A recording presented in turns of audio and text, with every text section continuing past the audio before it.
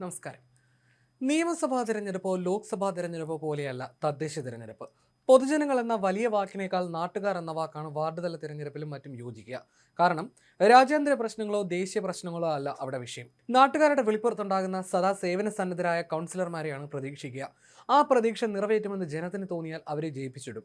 ആരെപ്പോൾ വിളിച്ചാലും അവിടെയെല്ലാം ഓടിയെത്തുന്ന പ്രശ്നങ്ങൾക്ക് പരിഹാരം കാണുന്ന ജനപ്രതിനിധിയെ നാട്ടുകാർ നെഞ്ചിലേറ്റുമെന്ന് പറയേണ്ടതില്ല. അതുകൊണ്ടാകണം പത്തനംതിട്ട നഗരസഭ 9-ാം വാർഡിലെ അംബിക വേണുവിനെ 3-ാം വട്ടവും നാട്ടുകാർ വിജയശ്രീ ലാളിതയാക്കിയത്. വെറുതെ അങ്ങ് ജയിക്കുകയായിരുന്നില്ല അംബിക.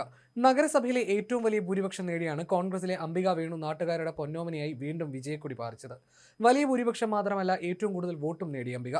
സ്വന്തം വാർഡിലെ മാത്രമല്ല, മറ്റു വാർഡുകളിലെ ആവശ്യക്കാരുടെ പ്രശ്നങ്ങൾ കേട്ടും കണ്ടുമറിഞ്ഞ് പരിഹരിക്കാനും സദാ മുന്നിലുണ്ട് അംബിക. അതിനുള്ള സമ്മാനമാണ് അംബികയ്ക്ക് 3 വട്ടവും തുടർച്ചയായി നൽകിയത്. ഇപ്പോൾ നാട്ടുകാർ തന്നെ പറയുന്നു, സർവ്വസമ്മതിയും ഏറ്റവും കൂടുതൽ ഭൂരിപക്ഷം നേടിയ ജനപ്രതിനിധിയുമായ അംബിക വേണുവിനെ തന്നെ നഗരസഭാ ചെയർപേഴ്സൺ ആക്കണമെന്ന്. എന്നാൽ അതത്ര എളുപ്പമാണോ? തദ്ദേശ തിരഞ്ഞെടുപ്പിൽ UDF സ്ഥാനാർത്ഥി പ്രഖ്യാപനത്തിന് മുന്നേ തന്നെ അംബികയെ നാട്ടുകാർ സ്വാഗതം ചെയ്തു എന്നതാണ് കൗതുകകരം. കുമ്പഴ ഈസ്റ്റ് വാർഡിൽ UDF സ്ഥാനാർത്ഥിയുടെ ഔദ്യോഗിക പ്രഖ്യാപനം വരുന്നതിന് മുൻപ് തന്നെ പ്രവർത്തകരും നാട്ടുകാരും ചേർന്ന് ചുവരെഴുത്തുകളും പ്രചാരണ പരിപാടികളും ആരംഭിച്ചിരുന്നു.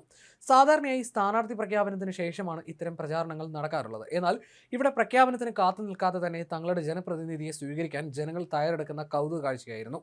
അങ്ങനെ അംബിക മത്സരം തുടങ്ങും മുമ്പേ തന്നെ ജയിച്ചിരുന്നുവെന്നാണ് നാട്ടുകാർ പറയുന്നത്.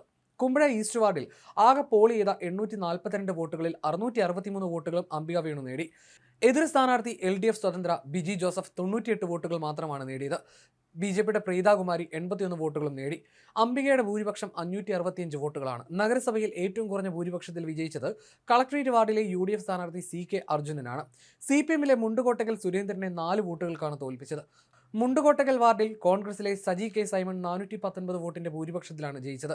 സജി കെ സൈമണിന് 521 വോട്ട് ലഭിച്ചപ്പോൾ LDF സ്ഥാനാർത്ഥി ജനതാദൾ സെക്യുലർ പ്രിനു ടി മാത്യൂസിന് 102 വോട്ടാണ് ലഭിച്ചത്. നഗരസഭയിൽ ഭൂരിപക്ഷത്തിൽ 3-ാം സ്ഥാനത്ത് കൊടുന്തറ വാർഡിലെ ലിയോ അഖിലാണ്, 417 വോട്ടിന്റെ ഭൂരിപക്ഷം. കോൺഗ്രസ് സ്ഥാനാർത്ഥികളായ അഴൂർ വെസ്റ്റ് വാർഡിലെ ആശാ മോഹൻരാജ്, കുലശേഖരപതി വാർഡിലെ അൻസർ മുഹമ്മദ് എന്നിവർക്ക് 362 വോട്ടിന്റെ ഭൂരിപക്ഷം ലഭിച്ചു. നഗരസഭാ ഭരണം ഇക്കുറി UDFനാണ്.